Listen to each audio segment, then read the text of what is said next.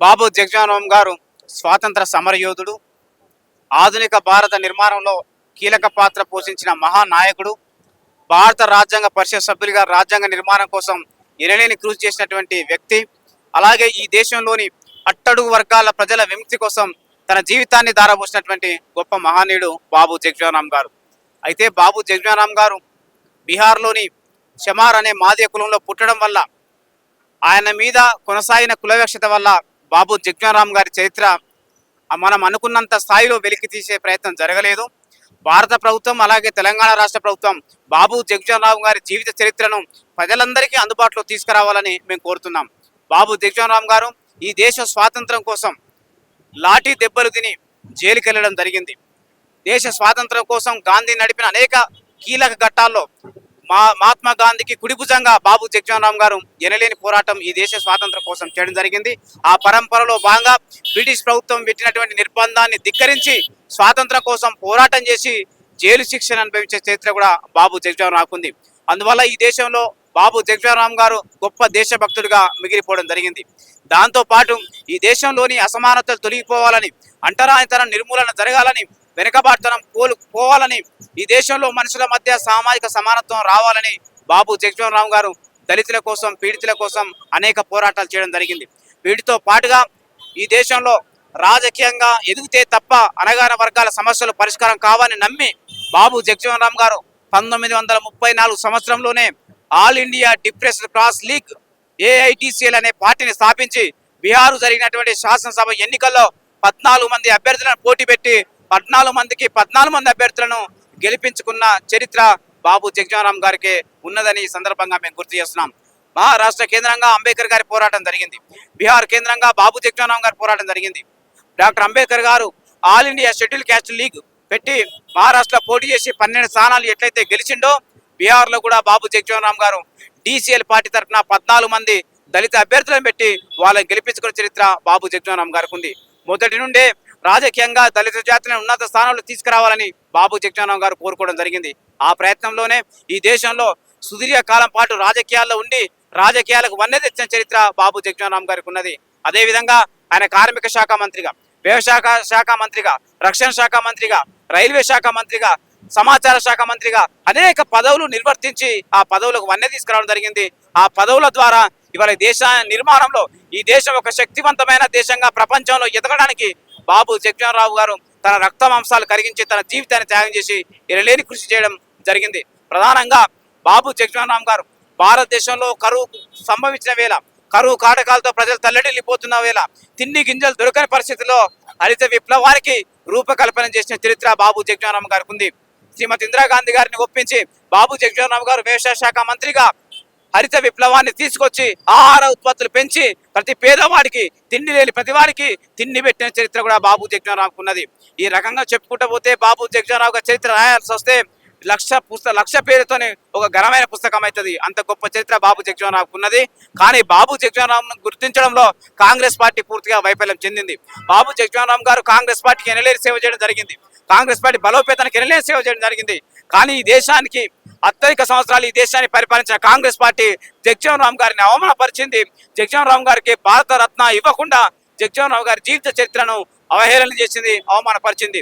Congress party ఎందరికో భారతరత్న ఇచ్చింది, కానీ బాబు జగజీవన్ గారికి ఇవ్వలేకపోయింది. కాంగ్రెస్ పార్టీ ఈ విషయంలో సిగ్గుతో తలదించుకోవాల్సిందిగా ఈ సందర్భంగా విజ్ఞప్తి చేస్తూ, భారతదేశ స్వాతంత్ర పోరాటంలో అవిరళ కృషి చేసి దళిత పీడిత వర్గాల కోసం ఎనలేని కృషి చేసి ఈ దేశ నిర్మాణం కోసం తన జీవితాన్ని త్యాగం చేసినటువంటి బాబు జగజీవన్ గారిని గుర్తించి భారత ప్రధానమంత్రి గౌరవ నరేంద్ర మోడీ గారు ఆయనకు భారతరత్న ఇచ్చి గౌరవించాలని యావత్ మాదిగ జాతి, అణగారిన వర్గాల సమాజం కోరుకుంటుందని ఈ సందర్భంగా మేము గుర్తు చేస్తున్నాం.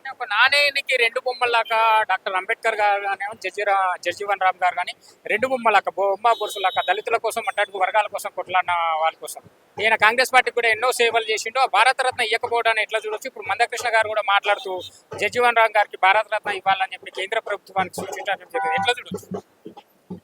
డాక్టర్ అంబేద్కర్ గారు చట్టసభల బయట ఉండి దళిత హక్కుల కోసం పోరాటం చేయడం జరిగింది.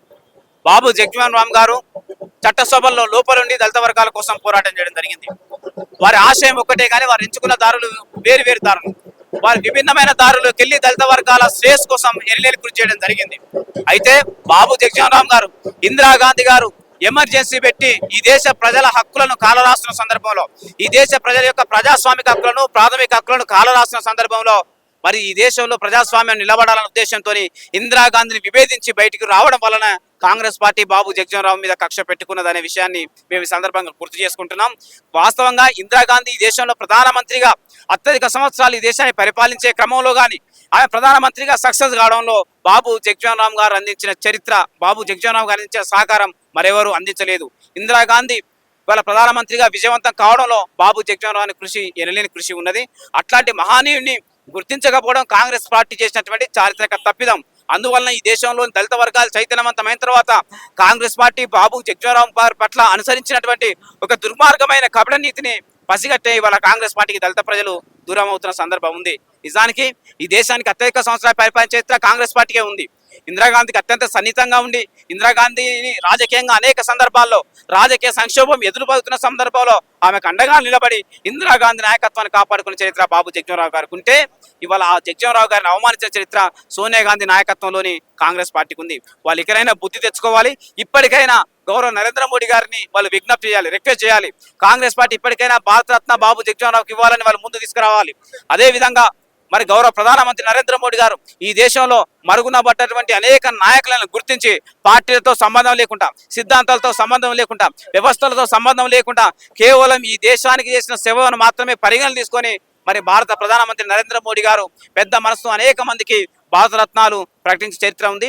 ఆ ప్రక్రియలో భాగంగా ఈ దేశ స్వాతంత్రం కోసం జైలు పాలై ఈ దేశ ప్రజల కోసం జీవితాన్ని అర్పించినటువంటి బాబు జగజీవనరామ్ గారిని కూడా గుర్తించి వారికి భారతరత్న ఇచ్చి గౌరవించాలని నరేంద్ర మోడీ గారు కోరుకుంటున్నాం. ఇది కేవలం మాదిగ జాతి ప్రజల కళ మాత్రమే కాదు, బాబు జగజీవనరామ్కు భారతరత్న ఇవ్వాలనేది ఈ దేశంలోని కోట్లాది మంది దళిత పీడిత ప్రజల యొక్క ఆకాంక్ష. ఆ ఆకాంక్షను గుర్తించాలని మేము కోరుతున్నాం. అంటే ఏప్రిల్ మాసం అంటేనే మహనీయుల మాసం, మహనీయుల జయంతి. మహనీయుల జయంతిలో ఈ అట్టడుగు వర్గాలు, దళిత వర్గాలు మహనీయుల జయంతి చేసుకోవడం వరకు సరిపోతున్నా వాళ్ళ ఆశయాలను తీసుకుపోవడానికి ముందుకు నడుస్తున్నా అనుకోవచ్చు. విగ్రహాలు అయితే వస్తున్నాయి కానీ వాళ్ళ ఆశయాలు ముందుకు తీసుకుపోతున్నా అని మాట్లాడుతున్నాం. వస్తున్నాయి అనుకోవచ్చు. తప్పనిసరిగా ఇప్పుడు క్రైస్తవులకు క్రిస్మస్ ఎట్లనో, ముస్లింలకు రంజాన్ ఎట్లనో, అలాగే హిందువులకు దసరా, దీపావళి లాంటి పవిత్రమైన పండుగలు ఏదా ఉంటాయో ఈ ఏప్రిల్ మాసం అంతా అణగారిన వర్గాల ప్రజలకు ఒక పండుగ దినాలుగా మేము భావించుకోవడం జరుగుతుంది. ఇదే నెలలో బాబు జగజీవనరామ్ గారు కావచ్చు, మహాత్మా జ్యోతిరావు పూలే గారు కావచ్చు, అలాగే డాక్టర్ అంబేద్కర్ గారు కావచ్చు, ఈ దేశంలో అణగారిన వర్గాల ప్రజల విముక్తి కోసం తమ జీవితాలు ధారపోసినటువంటి మహనీయుల పుట్టినరోజు వేడుకలన్నీ ఈ ఏప్రిల్ మాసంలో ఉండడం వల్ల ఈ ఏప్రిల్ మాసాన్ని అత్యంత పవిత్రమైన మాసంగా, మాకు పండుగ సందర్భించినటువంటి మాసంగా మేము భావించడం జరుగుతున్నది. అయితే మహనీయుల యొక్క ఆలోచనలు రోజు రోజుకు మరింత విస్తృతంగా ప్రజల్లోకి వెళ్తున్నది. ప్రజలు చైతన్యవంతమవుతున్నారు. 30-40 సంవత్సరాల క్రితం ఇక్కడ అంబేద్కర్ గారి గురించి కానీ, అలాగే బాబు జగజీవనరామ్ గారి గురించి కానీ పెద్ద ఎత్తున సంబరాలు చేసుకున్న పరిస్థితి, వాళ్ళ బర్త్డేలను సెలబ్రేట్ చేసుకున్న పరిస్థితి లేదు. కానీ సామాజిక ఉద్యమాలు పుట్టుకొచ్చిన తర్వాత, ముఖ్యంగా ఎంఆర్పిఎస్ ఉద్యమం మందకృష్ణ నాయకత్వంలో ఈ దేశంలో పుట్టిన తర్వాత ఆ సామాజిక ఉద్యమ చైతన్యం ఎంఆర్పిఎస్ ఇచ్చిన దాన్ని స్ఫూర్తిగా తీసుకొని మహనీయులైనటువంటి అంబేద్కర్ గారి జయంతులను, జ్యోతిరావు పూలే గారి జయంతులను, బాబు జగజీవనరామ్ గారి జయంతులను ఇవాళ అన్ని గ్రామాల్లో పల్లెన వాడవాడన పెద్ద ఎత్తున ఘనంగా జరుపుకుంటున్న సందర్భం ఉన్నది. ఇంకా ఆ మహనీయుల యొక్క ఆలోచనలు ప్రజలకు చేరాలి. ఆ మహనీయులు కోరుకున్న సామాజిక సమానత్వం కోసం ప్రజలందరూ పునరంకితం కావాలి. కానీ పాలకులు, ప్రభుత్వాలకు చిత్తశుద్ధి లేకపోవడం వల్ల, వాళ్ళని కేవలం విగ్రహాల వరకే పరిమితం చేయడం వల్ల వాళ్ళ ఆశయాలను పట్టించుకునే సందర్భాలు లేవు. నిజంగా ఈ దేశంలో భూ పంపిణీ జరగాలని అంబేద్కర్ కోరుకున్నాడు. సామాజిక సమానత్వం రావాలని చెప్పేసి మరి బాబు జగజీవనరామ్ గారు కోరుకున్నాడు. ఈ దేశంలో ప్రతి ఒక్కరికి అక్షరాలు అందాలని మహాత్మా జ్యోతిరావు పూలే కోరుకున్నారు. కానీ దేశం స్వాతంత్రం వచ్చి దాదాపు 70 సంవత్సరాలు పైబడ్డా కూడా ఇవాళ ఆ మహనీయులు కోరుకున్నటువంటి ఆశలు ఇంకా నెరవేరలేదు.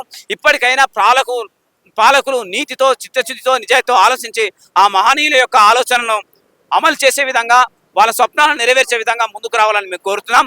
ఎంఆర్పిఎస్ ఆధ్వర్యంలో మందకృష్ణ గారి పిలుపు మేరకు మా మహనీయుల యొక్క ఆశయాల సాధన వైపే భవిష్యత్తులో మా పోరాటాలు ఉంటాయని మేము తెలియజేస్తున్నాం.